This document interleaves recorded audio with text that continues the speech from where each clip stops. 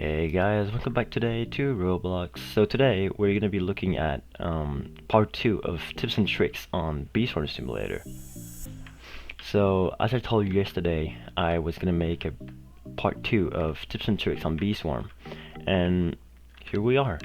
So unfortunately I don't have my coconut crab, but the first trick is based around the coconut crab.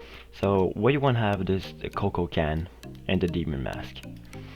So I mean, the demon mask is not really necessary, but for attack it kind of is. So what you want to do is build focus, the green eye tokens. You want to have at least times 10, and the melody tokens. You want to have a full melody before you go beat the coconut crab. And you want to have stingers in your hotbar. So you pop an oil, pop a tropical drink, and boom, once everything is full, you jump here, you wait a little for your bees, and boom, you jump in.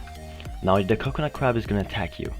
You don't want to move for the first 10 seconds because you have the emergency coconut shield, which gives you 100% defense. So that means the coconut crab can't even attack you.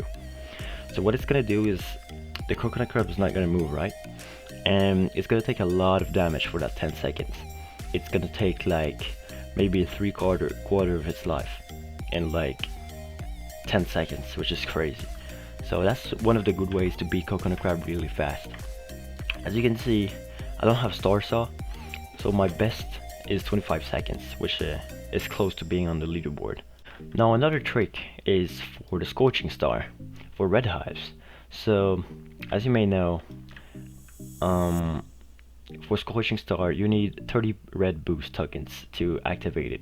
So before you boost, assuming you use wins and Mondo Chick, blessing and everything, what you want to do is build the Scorching Star to at least 27 right before you activate the meteors, because yes, meteors help you during your boost like a crazy lot. So the reason why you do this is there's a slight chance, it depends on how many Bradley bees or red bees and the bee ability rate you have on your hive, that you might get 2 Scorching Stars during the meteors, which is really good because it gives you a lot of pollen, the meteors.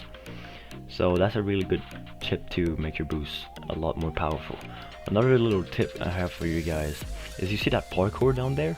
To go to the moon amulet, there's a way easier way to go to the moon amulet. If you have access to the 15 bee zone, you can just boom, you're here. The next tip is for the moon amulet. So what you want to do is reroll as much as you can until you have 5% instant conversion and the most white pollen possible, which I think is 50. 5% instant conversion is the maximum you can have, and it's really good.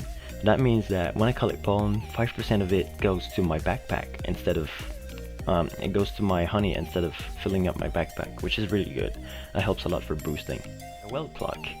So if you have an auto clicker, right, you can auto click where it says claim well clock. It gives you a bunch of tickets, of course, but it's not that OP, but it gives you also plus 1% honey per pollen, which means that you're gonna make 1% more honey during your boost.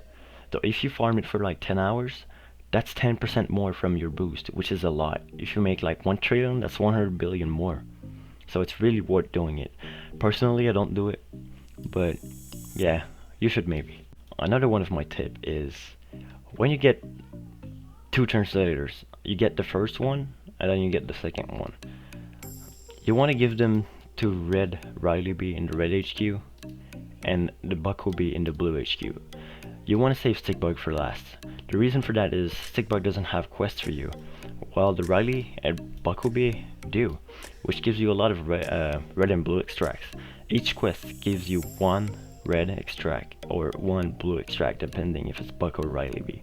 While the stickbug, you can summon it every couple days, and you need other players to do it, and just save it. You know how expensive the vicious bee is with 350 stingers. Now don't get me wrong, that took me a long time to get my first 350 stingers.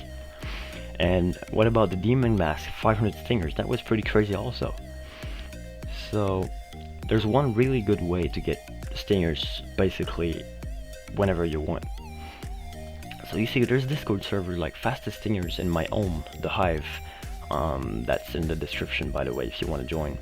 That They ping people when there's a vicious bee in their server. Perhaps.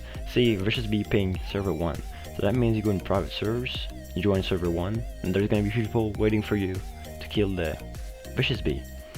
There's same thing with stick bug. If you want to host a stick bug, there's gonna be people doing stick bug with you. Same thing for sprout parties. If you want to have a sprout party with people, and you know there's guarding stars, windy bee, and everything.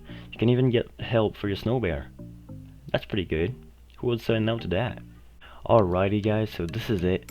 If you want part 3, tell me in the comments and let me know some tips and tricks you would want me to show to other players. And yeah. Oh, I'm Mother Bear now. Great. I'm hold.